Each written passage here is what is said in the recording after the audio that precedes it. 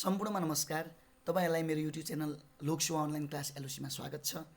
आज म फेरि लोकसेवा आयोगले लिने शाखा अधिकृत अन्तर्गत एकाइ 4 शाखा अधिकृत अन्तर्गत द्वितीय पत्रमा एकाइ 4 को 4.4 अन्तर्गत वित्तीय व्यवस्थापन र सामाजिक उत्तरदायित्व भन्ने टपिकमा आफ्नो प्रस्तुति दिन गएको छु। यसमा म पार्ट 1 मा वित्तीय व्यवस्थापनको अवधारणा तथा परिचय र यसका विभिन्न पक्षहरूको बारेमा छलफल गर्नेछु भने पार्ट 2 मा सामाजिक उत्तरदायित्वको बारेमा छलफल गर्नेछु। पार्ट 1 तिर लागौं। वित्तीय व्यवस्थापनको अवधारणा तथा परिचय। यहाँनिर हामीले वित्तीय व्यवस्थापनको कुरा गर्दाखेरि चाहिँ यो निजी क्षेत्रमा वित्तीय व्यवस्थापनको कुरा भन्दा पनि सरकारी क्षेत्रमा वित्तीय व्यवस्थापनको कुराहरू हामी यहाँ चाहिँ हेर्नेछौँ। निजी क्षेत्रको वित्तीय व्यवस्थापनमा के हुन्छ? एउटा कम्पनी स्थापना गर्नको लागि सबभन्दा पहिले वित्तीय व्यवस्थापनको क्रममा चाहिँ पैसा खोजिन्छ वा पुँजी खोजिन्छ। पुँजी खोजेपछि त्यो पुँजीलाई चाहिँ कम्पनीमा लगाइन्छ। यदि पुँजी अपुग भयो भने चाहिँ ऋण निकालिन्छ। त्यसरी चाहिँ डेब्ट र इक्विटीबाट चाहिँ एउटा कम्पनी खुल्छ। त्यसपछि कम्पनी खुलिसकेपछि चाहिँ विभिन्न तपाईको सञ्चालनगत क्रियाकलापहरू गर्नको लागि चाहिँ कम्पनीमा स्यालेरी दिनु पर्यो, सामानहरू खरिद गर्नु पर्यो। त्यसपछि चाहिँ त्यहाँनिर चाहिँ खर्च हुन्छ। त्यहाँनिर पनि वित्तीय व्यवस्थापन हुन्छ। त्यसपछि विभिन्न तपाईको कम्पनीलाई सुरुदेखि अन्तसम्म सञ्चालन गर्नको लागि हरेक तपाईको कालखण्डमा हरेक क्षणहरूमा चाहिँ वित्तीय व्यवस्थापन चाहिन्छ। पैसालाई चाहिँ कसरी राम्रोसँग खर्च गर्ने भन्ने कुरा नै वित्तीय व्यवस्थापन हो। त्यो चाहिँ राज्यको स्तरमा हेर्ने भने चाहिँ राज्यले जुन कर सङ्कलन गर्छ त्यो करलाई चाहिँ जनताको हितको लागि चाहिँ त्यो करलाई उपयोग गर्नको लागि चाहिँ वित्तीय व्यवस्थापनको आवश्यकता पर्छ। त्यो करबाट आएको जो अरबौं खरबौं रकम हो र त्यस सँगसँगै सरकारले ऋण पनि लिन्छ। सार्वजनिक ऋण अन्तर्गत त्योबाट आएको रकमलाई चाहिँ बजेट मार्फत विभिन्न कार्यक्रमहरू प्रस्तुत गरी चाहिँ एक वर्षभित्र चाहिँ एक वर्ष वा आवधिक योजनाहरूमा चाहिँ विभिन्न तपाईको योजनाहरूबाट खर्च गर्दछ। यसै चाहिँ वित्तीय व्यवस्थापनको उपयोग चाहिँ राज्यको स्तरमा चाहिँ प्रभावकारी रूपले हुनुपर्छ भन्ने तपाईको एउटा चाहिँ सिद्धान्त छ। वित्तीय व्यवस्थापनको अवधारणा तथा परिचयमा जाउँ। वित्तीय व्यवस्थापन भनेको मुलुक वा सङ्गठनको वित्तीय स्रोत तथा साधनहरूको प्रभावकारी र योजनाबद्ध रूपमा परिचालन गर्ने प्रक्रिया हो। मुलुक वा सङ्गठनको वित्तीय स्रोत हो, यहाँनिर चाहिँ पुँजी नै हो, पैसा नै हो। तिनीहरूको चाहिँ प्रभावकारी र योजनाबद्ध रूपमा परिचालन गर्ने प्रक्रिया नै वित्तीय व्यवस्थापन हो। यसको मुख्य उद्देश्य भनेको आर्थिक नीति, वित्तीय नीति र मौद्रिक नीतिहरूको आधारमा आर्थिक गतिविधिहरूको प्रभावकारी सञ्चालन, नियमन र व्यवस्थापन गर्नु हो। अर्थात् वित्तीय व्यवस्थापन गर्नुको लागि अगाडि नै आर्थिक नीति, वित्तीय नीति र मौद्रिक नीतिहरू बनाइएको हुन्छ। त्यसको आधारमा नै वित्तीय व्यवस्थापन हुन्छ। वित्तीय व्यवस्थापनले चाहिँ वित्तीय स्रोतहरूको पहिचान गर्यो। कहाँ कहाँबाट आउने? करबाट हामीले राजस्व प्राप्त गर्न सक्छौँ, गैर करबाट राजस्व प्राप्त गर्न सक्छौँ, ऋण निकालेर राजस्व आउन सक्छ भन्यो। त्यसपछि पहिचान गऱ्यौँ, त्यसपछि प्राप्ति पनि भयो, त्यसलाई विनियोजन गर्नु पर्यो, एलोकेट गर्नु पर्यो। त्यसपछि सहत्तम उपयोग भएको छ, यानि महत्तम उपयोग हो। त्यसलाई चाहिँ सबभन्दा राम्रो तरिकाले उपयोग गर्ने त्यो कुरा सुनिश्चित गर्न नै वित्तीय व्यवस्थापनले यो कुरा चाहिँ सुनिश्चित गर्छ। अर्को साथै वित्तीय योजना, बजेट, अनुगमन, मूल्याङ्कन र प्रतिवेदनहरू समेट्दै आर्थिक प्रशासनलाई सुदृढ बनाउँछ। यो काम चाहिँ वित्तीय व्यवस्थापनको हो। यसले राष्ट्रको विकास र आर्थिक प्रगतिलाई समर्थन गर्ने कार्यमा महत्त्वपूर्ण भूमिका खेल्छ। समग्रमा भन्ने हो भने वित्तीय व्यवस्थापनले मुलुक र सङ्गठनका आर्थिक उद्देश्यहरू पुरा गर्न आवश्यक वित्तीय स्रोतको चाहिएको पैसाको सुप्रबन्ध गर्छ। यहाँनिर आर्थिक उद्देश्य मात्र नभएर समग्र राष्ट्रको उद्देश्य र सङ्गठनको स्तरमा हेर्ने भने चाहिँ सङ्गठनको उद्देश्य प्राप्त गर्नको लागि। अब वित्तीय व्यवस्थापनका फिचर तपाईको विशेषताहरू के हुन् भन्नेतर्फ लागौँ। वित्तीय व्यवस्थापन कस्तो हुन्छ भन्ने कुरा हो। यो वित्तीय स्रोतको परिचालनमा उद्देश्य प्रवक्ता हुनुपर्छ। उद्देश्य तपाईको राख्नुपर्छ। वित्तीय स्रोतको परिचालनमा उद्देश्यलाई चाहिँ मनन गर्नुपर्छ भन्नेको उद्देश्य प्रवक्ता। अर्को वित्तीय प्रभावकारिताका लागि योजनाबद्धता हुनु पर्यो। वित्तीय स्रोतको प्रभावकारी प्रयोग गर्नको लागि चाहिँ योजना हुनु पर्यो। योजनामा बाँधिएको हुनु पर्यो वित्तीय स्रोतको प्रभावकारिता। अर्को वित्तीय व्यवस्थापन अन्तर्गत कार्य, प्रक्रिया र नतिजामा चाहिँ के हुनु पर्यो? प्रभावकारिता हुनु पर्यो। अर्को वित्तीय स्रोतको परिचालनमा कार्यदक्षता हुनु पर्यो। त्यसै गरी खर्चको सबै पक्षमा मितव्ययिता हुनु पर्यो। मितव्ययिता भनेको के हो? इकोनोमी। अर्थात् कुनै पनि काम गर्दाखेरि चाहिँ कमभन्दा कम स्रोत प्रयोग गरेर त्यो कामलाई चाहिँ प्रभावकारी रूपमा गर्नु नै मितव्ययिता हो। त्यसैगरी वित्तीय नीति र तथा वित्तीय नीति तथा कानुनको अनुपालना अर्थात् वित्तीय नीति तथा कानुनको वैधानिक तपाईँको कानुनको पालना गर्नु पनि वित्तीय व्यवस्थापनको विशेषता हो। वित्तीय अनियमितताको अन्त्य अर्थात् नियमितता यो पनि वित्तीय व्यवस्थापनको विशेषतामा रहेको छ। त्यसै गरी वित्तीय प्रशासन तथा व्यवस्थापनमा रणनीतिक प्रबन्ध चाहिँ बढीजसो तपाईँको सङ्गठनको स्तरमा देखिन्छ। रणनीतिक प्रबन्ध भनेको चाहिँ स्ट्राटेजिक म्यानेजमेन्टको कुराहरू, अर्थात् प्रतिस्पर्धीहरू भएको ठाउँमा चाहिँ रणनीतिक प्रबन्धका व्यवस्थापनमा रणनीतिक प्रबन्ध देखिन्छ। अहिले त राज्य स्तरमा पनि प्रतिस्पर्धा छ। जस्तो हेर्ने भने ठुल्ठुलो अर्थतन्त्र India, China, America, Germany, France जस्ता देशहरूमा चाहिँ तिनीहरूको वित्तीय प्रशासन र व्यवस्थापनमा रणनीतिक प्रबन्धको कुरा पनि आउँछ।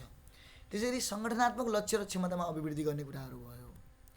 अब वित्तीय व्यवस्थापनको उद्देश्यहरू के हुन् त? वित्तीय व्यवस्थापनको उद्देश्यहरूमा चाहिँ वित्तीय स्रोतलाई राम्रोसँग परिचालन गर्नु नै उद्देश्य हो, मुख्य उद्देश्य त। अरू उद्देश्य पनि हेरौँ। वित्तीय स्रोत र बजेटलाई प्रभावकारी रूपमा परिचालन गर्नु पहिलो उद्देश्य भयो। त्यसै गरी सङ्गठनको लक्ष्य अनुसार वित्तीय व्यवस्थापनको सुनिश्चितता गर्नु, त्यसै गरी सङ्गठनको नियमितता र कार्यक्षमतामा सुधार ल्याउनु, त्यसै गरी राष्ट्रिय अर्थतन्त्रमा वित्तीय क्षेत्रको योगदानलाई बढाउनु, त्यसै गरी वित्तीय स्रोतहरूको कुशल प्रयोग गर्नु, त्यसै गरी वित्तीय प्रशासनलाई चाहिँ पारदर्शी बनाउनु, जवाबदेही बनाउनु, उत्पादनशील बनाउनु पनि एउटा यसको लक्ष्य हो। त्यसरी वित्तीय क्षेत्रलाई चाहिँ प्रभावकारी रूपमा परिचालन, नियमन, व्यवस्थापन गर्नु पनि यसको उद्देश्य हो। वित्तीय क्षेत्रलाई चाहिँ प्रभावकारी रूपमा परिचालन गरेर मात्र हुँदैन, त्यसको नियमन पनि गर्नुपर्ने हुन्छ। अर्थात् तपाईँको निजी क्षेत्रको वित्तीय व्यवस्थापनको नियमन भयो, अर्को सरकारी क्षेत्रकै वित्तीय व्यवस्थापनको नियमन हुनसक्छ, अर्को त्यसको व्यवस्थापन गर्नु। अब वित्तीय व्यवस्थापनलाई कसरी गर्ने भन्ने विभिन्न सिद्धान्तहरू छन्। वित्तीय व्यवस्थापन गर्नुको लागि यस्तो हुनुपर्छ, उस्तो हुनुपर्छ भन्छ सिद्धान्तहरूले। एउटा सिद्धान्त के हो भने वित्तीय व्यवस्थापनमा नियमितता हुनुपर्छ भन्छ। नियमितता भनेको अनियमितता हुनु हुँदैन, धोखाधडी हुनु हुँदैन भन्ने कुरा हो। तपाईँको रकमलाई चाहिँ राम्रोसँग उपयोग गर्नुपर्छ भन्ने कुरा हो। नियमितताको सिद्धान्तले चाहिँ के भन्छ भने वित्तीय प्रक्रियाहरूलाई चाहिँ सुनियोजित र नियमित रूपमा सञ्चालन गर्नुपर्छ भन्छ। अर्को छ प्रभावकारिताको सिद्धान्त। वित्तीय व्यवस्थापन चाहिँ प्रभावकारी हुनुपर्छ भन्छ। लक्ष्य प्राप्तिका लागि स्रोतहरूको प्रभावकारी प्रयोग गर्नुपर्छ भन्छ। कार्यकुशलताको सिद्धान्तले चाहिँ टाइम र रिसोर्स, समय र स्रोतको कुशल प्रयोग गर्नुपर्छ भन्छ। समय खेर हाल्नु हुँदैन भन्छ। व्यावसायिकताको सिद्धान्तले चाहिँ उच्च नैतिक मूल्य र पेसागत व्यवहार हुनुपर्छ भन्छ। वित्तीय व्यवस्थापनमा संलग्न व्यक्तिहरूको नैतिक मूल्य उच्च र तिनीहरूको चाहिँ पेसागत व्यवहार अर्थात् प्रोफेसनलिजम हुनुपर्छ भन्छ। नतिजामुखी सिद्धान्त भनेको चाहिँ वित्तीय व्यवस्थापन नतिजा केन्द्रित हुनुपर्छ भन्छ। वित्तीय व्यवस्थापनमा भएका निर्णयहरू परिणाममा आधारित, रिजल्टमा आधारित हुनुपर्छ भन्छ। पारदर्शिताको सिद्धान्तले वित्तीय व्यवस्थापनमा भएका क्रियाकलापहरू पारदर्शी हुनुपर्छ भन्छ। वित्तीय प्रक्रियामा स्पष्टता र सूचना पहुँच हुनुपर्छ भन्छ। त्यसरी खुल्ला र उदार सिद्धान्तले चाहिँ वित्तीय व्यवस्थापन खुल्ला हुनुपर्छ, उदार नीतिमा आधारित हुनुपर्छ भन्छ। लचकदार र सबैको लागि पहुँचयोग्य वित्तीय नीति हुनुपर्छ भन्छ। प्रतिस्पर्धाको सिद्धान्तले चाहिँ बजारमा नवप्रवर्तन भनेको न्यू इनोभेसन र सुधारको प्रवर्धन गर्नुपर्छ भन्छ। अब वित्तीय व्यवस्थापनका आधारभूत पक्षहरूतर्फ लागौँ। वित्तीय व्यवस्थापनमा मेन हुने कुराहरू के हुन्? सबभन्दा पहिले हामीले चाहिँ वित्तीय नीति र योजना बनाउनु पर्ने हुन्छ। पहिलो कुरा वित्तीय नीति र योजना बनाउनु पर्ने हुन्छ वित्तीय व्यवस्थापनमा। मुलुकको वित्तीय व्यवस्थालाई चाहिँ मजबुत बनाउन उपयुक्त वित्तीय नीति र योजना आवश्यक छ, जसले वित्तीय व्यवस्थापनको कार्य अगाडि बढाउँछ र सङ्गठनात्मक लक्ष्यसँग आबद्ध हुन्छ। बजेट स्रोतको व्यवस्था अर्को बजेट स्रोतको व्यवस्था गर्नुपर्ने हुन्छ। सङ्गठनको उद्देश्य र आवश्यकता वा राष्ट्रको उद्देश्य, राज्यको उद्देश्य र आवश्यकता अनुसार बजेट र स्रोतको उचित प्रबन्ध गर्नु वित्तीय व्यवस्थापनको महत्त्वपूर्ण पक्ष हो, जसले कार्य सम्पादन र प्रभावकारिता सुनिश्चित गर्दछ। अर्को महत्त्वपूर्ण पक्ष छ बजेटको स्रोतको व्यवस्था गरिसकेपछि बजेटलाई विनियोजन, परिचालन र कार्यान्वयन गर्नु। नेपालको परिप्रेक्ष्यमा हेर्नु भने बजेटको कार्यान्वयन चाहिँ एउटा चुनौतीको रूपमा खडा भएको छ। लक्ष्य पुरा गर्न बजेटको सही विनियोजन, सही परिचालन र सही कार्यान्वयन अपरिहार्य छ। यसले कार्यक्रमहरूलाई, बजेटमा भएका कार्यक्रमहरूलाई सफलतापूर्वक सञ्चालन गर्न मद्दत पुर्याउँछ। त्यसै गरी अब बजेटको कार्यान्वयन त भयो, अब त्यसको मूल्याङ्कन गर्नु पर्यो, कार्यान्वयन कसरी भयो त्यसको रिपोर्ट लेख्नु पर्यो, फिडब्याक लिनु पर्यो। अब वित्तीय नीति, योजना र बजेटको कार्यान्वयनको अनुगमन, मूल्याङ्कन र पृष्ठपोषण गर्दै सुधार ल्याउनु वित्तीय व्यवस्थापनको एक महत्त्वपूर्ण भाग हो। यो अन्तिम भाग हो, महत्त्वपूर्ण भाग हो। अब वित्तीय व्यवस्थापनको चक्रतर्फ लागौँ। वित्तीय व्यवस्थापन कसरी चल्छ भन्ने कुरा। सबभन्दा पहिले वित्तीय व्यवस्थापनमा के हुन्छ? वित्तीय योजना र स्रोतको प्रबन्ध गरिन्छ। ठिक छ। वित्तीय योजना र स्रोतको प्रबन्धमा चाहिँ संस्थाको वित्तीय लक्ष्यहरू निर्धारित गर्न र ती लक्ष्यहरू प्राप्त गर्नका लागि आवश्यक स्रोतहरूको प्रबन्ध गर्न योजना बनाइन्छ। योजना बनाइसकेपछि यसमा बजेट निर्माण, वित्तीय लक्ष्यहरू निर्धारण र सम्भावित स्रोतहरूको पहिचान समावेश हुन्छ। त्यसपछि छ वित्तीय स्रोतको विनियोजन। यसमा चाहिँ वित्तीय स्रोतलाई बाँडिन्छ। यो चरणमा चाहिँ प्राप्त स्रोतहरू जस्तै कर्जा हुनसक्छ, पुँजी हुनसक्छ आदि, यी कुराहरूलाई चाहिँ वित्तीय स्रोतहरूलाई चाहिँ विभिन्न कार्यहरूमा विनियोजन गरिन्छ। यसले संस्थाको पुँजी संरचनालाई व्यवस्थित गर्न मद्दत पुर्याउँछ र आवश्यकता अनुसार विभिन्न विभागमा वित्तीय स्रोतहरूको वितरण गरिन्छ। विभिन्न विभागहरू भन्नाले यहाँनिर मन्त्रालय वा विभाग भन्न खोजेको कुनै संस्थाको पनि हुनसक्छ, निजी संस्था। वित्तीय स्रोतको परिचालन अन्तर्गत चाहिँ यसमा विनियोजित स्रोतहरूको प्रभावकारी रूपमा प्रयोग र परिचालन गर्नका लागि कदम चालिन्छ। यो चरण व्यवस्थापनको कार्यान्वयन र स्रोतहरूको सही प्रयोगमा केन्द्रित हुन्छ। यसपछि चाहिँ हाम्रो मूल्याङ्कन र प्रतिवेदन। वित्तीय स्रोतको चाहिँ तपाईँको परिचालन गरिसकेपछि चाहिँ मूल्याङ्कन र प्रतिवेदन गर्नुपर्ने हुन्छ। यस अन्तिम चरणमा स्रोतहरूको प्रयोग र वित्तीय निर्णयहरूको मूल्याङ्कन गरिन्छ। वित्तीय निर्णयहरू स्रोतहरूको प्रयोग कस्तो भयो भने चाहिँ यसलाई चाहिँ इभ्यालुएट गरिन्छ, मूल्याङ्कन गरिन्छ। प्रतिवेदन तयार गरिन्छ जसमा वित्तीय प्रदर्शनको विश्लेषण र सुधारका लागि सुझावहरू समावेश हुन्छ। यस चक्रले संस्थाको वित्तीय उद्देश्य, वित्तीय स्वास्थ्य र यसको दीर्घकालीन वृद्धि सुनिश्चित गर्न महत्त्वपूर्ण भूमिका खेल्दछ। अब नेपालमा वित्तीय व्यवस्थापनका लागि भएका व्यवस्थाहरू हेरौँ। संवैधानिक वित्तीय व्यवस्थापन गर्नुको लागि कस्ता कस्ता व्यवस्था भएका छन्। अब कर सङ्कलन गर्न पाइने वा नगर्न पाइने तपाईँको कुराहरू भयो, कर्जा निकाल्ने कुराहरू भयो। अब राज्यका निर्देशक सिद्धान्त तथा नीतिहरूमा यसको व्यवस्था गरिएको छ। राज्यको आर्थिक उद्देश्यमा चाहिँ भाग 4 धारा 50 को उपधारा 3 मा चाहिँ हेर्ने हो भने चाहिँ त्यसमा उल्लेख गरिएको छ। त्यसरी अर्थ, उद्योग तथा वाणिज्य सम्बन्धी नीति राज्यको रहेको छ। त्यसमा चाहिँ वित्तीय व्यवस्थापनका कुराहरू आउँछन्। त्यो चाहिँ भाग 4 धारा 51 खण्ड घ मा रहेको छ। त्यसै गरी सङ्घीय, प्रादेशिक तथा स्थानीय आर्थिक कार्यप्रणाली रहेको छ। कानुनी व्यवस्थामा हेर्ने भने चाहिँ आर्थिक कार्यविधि तथा वित्तीय उत्तरदायित्व ऐन 2076 मा यसको व्यवस्था गरिएको छ। आर्थिक कार्यविधि तथा वित्तीय उत्तरदायित्व नियमावली 2077 भइहाल्यो। लेखा परीक्षण ऐन 2075, त्यसै गरी भ्रष्टाचार निवारण ऐन 2059 भयो।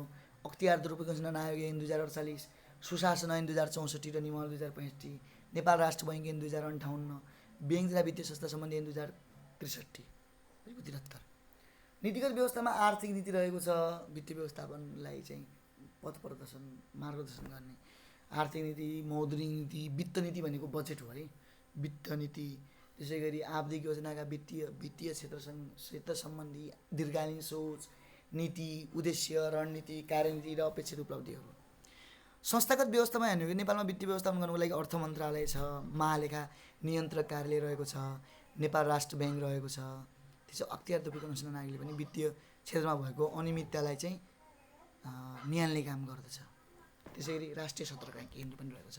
त्यही महालेखा परीक्षकले वित्तीय व्यवस्थापनमा कुनै चाहिँ गडबडी भयो कि भएन त्यसै चाहिँ लेखा परीक्षण गर्ने काम गर्दछ। त्यसै सार्वजनिक खरिद अनुगमन कार्यालय छ। सार्वजनिक खरिदलाई अनुगमन गर्नको लागि राष्ट्रिय सतर्कता केन्द्र, सार्वजनिक लेखा समिति भयो, राजस्व अनुसन्धान विभाग, यी चाहिँ संस्थागत संयन्त्रको रूपमा रहेका छन्। अब नेपालमा चाहिँ वित्तीय व्यवस्थापन गर्दाखेरि गडबडी धेरै छ, धोखाधडी हुन्छ, विभिन्न समस्याहरू हामी यहाँ चाहिँ छलफल गर्नेछौँ।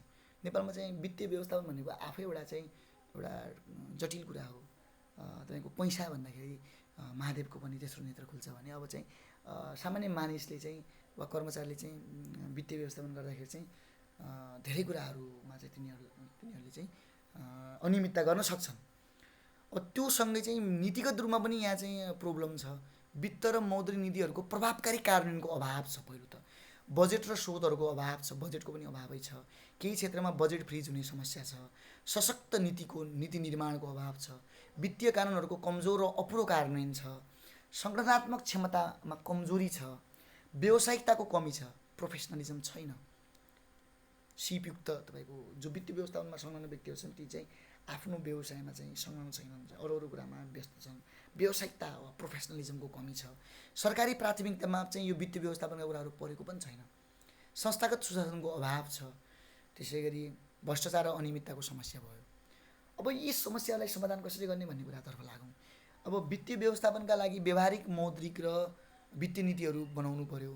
त्यो वित्तीय नीतिहरू तर्जुमा गरी स्पष्ट नीतिगत मार्गदर्शन प्रदान गर्नुपर्ने, बजेट र स्रोतको पर्याप्त र उचित व्यवस्थापन गर्नुपर्ने, बजेट फ्रिज हुने प्रवृत्तिलाई निरुत्साहित गरी समयमै खर्च गर्ने क्षमताको विकास गर्नुपर्ने, चालु खर्चलाई घटाएर उत्पादनमूलक क्षेत्रमा लगानी बढाउन र पुँजीगत खर्चमा वृद्धि गर्नुपर्ने, प्रभावकारी नियमनका लागि नियमन संयन्त्रको विकास र निरन्तर सुपरिवेक्षणमा ध्यान दिनुपर्ने, सामसामयिक वित्तीय कानुनको निर्माण र पूर्ण रूपमा पालना सुनिश्चित गर्नुपर्ने, वित्तीय क्षेत्र सुधार अभियानलाई व्यापक र सघन बनाउनु पर्ने। यस्ता उपायहरू अपनाएर चाहिँ हामीले वित्तीय व्यवस्थापनमा रहेका समस्याहरू समाधान गर्न सक्छौँ।